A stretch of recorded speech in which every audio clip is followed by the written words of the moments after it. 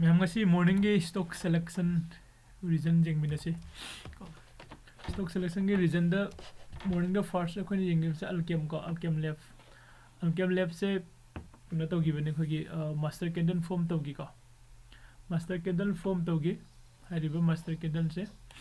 सी market लोइसिन बबाउ दे मासे breakout फजना पीबा ngमदेना सी मनुंग लोइसिन गले का next समलम दे जेंगिमसे core com का container cough morning da khoina screenshot la hobo se 10:37 de lobuni ka sida magi master candle form togi se khoina hojiki market loisin ba baute ma se target achieve to gore sida ka container cough then next doctor ready da sunga si master candle form towe hai diba master candle se evening market loisin ba matam bawda kadai de lege ha kanda breakout ti piramga ba magi target mati achieve to ba ngamamdre 20% 50 60% ki sang target achieve to rame aduga ha ge khare nata hoji phawda magi kano bawdi stop loss di hit to gi tarika then scott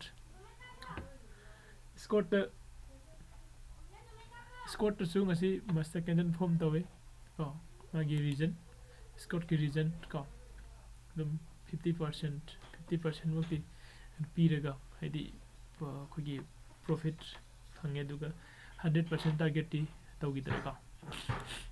next the influence naukari.com ka naukari.com da master candle form tawe morning da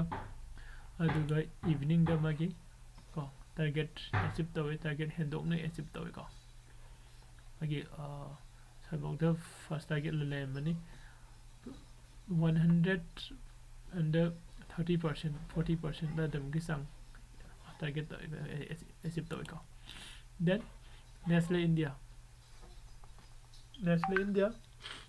in the morning gi screenshot ni magi mother candle form to gi bagi ka magi result mother candle 100% achieve to hendok na to ka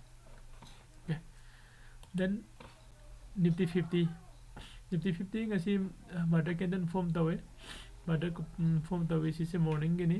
aduga evening gi region de ko magi target to the hendong na 300 times 400 times mke sang de target to 2-3 times ko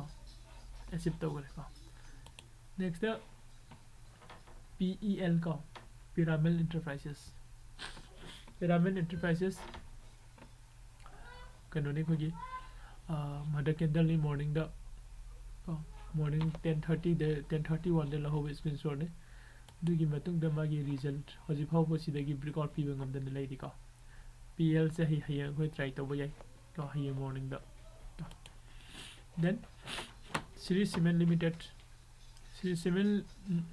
Limited mother candle ni ngasigi ka the haiba mother candle je hojik ngasigi result da jingse ngasigi result da base target achieve to gore ka 100% target achieve to ka in matung da SRF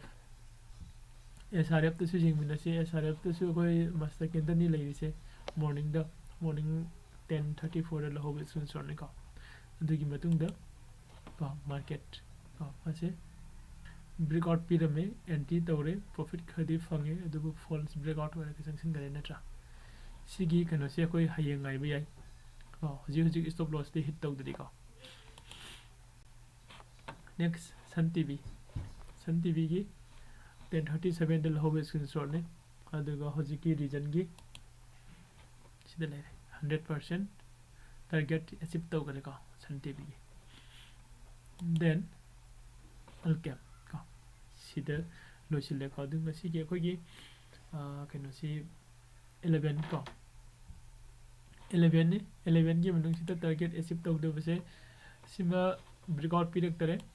ka aduga korkom target achieve taw re adidi sina Dr. Reddy target se 50% achieve taw ka aduga sina score su 50% achieve tawe 50% di achieve ani sure aduga influence na kori da 100% achieve tawre ka aduga Nestle India 100% achieve tawre nutra aduga sina Nifty 50 ka hendokna achieve tawre na target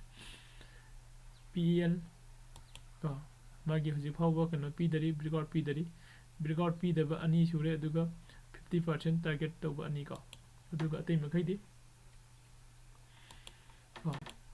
loinamak achieve tawe ngasi ko okay so ada losin jarage aduga hoyan pung tare makhayda amuk class ta unarase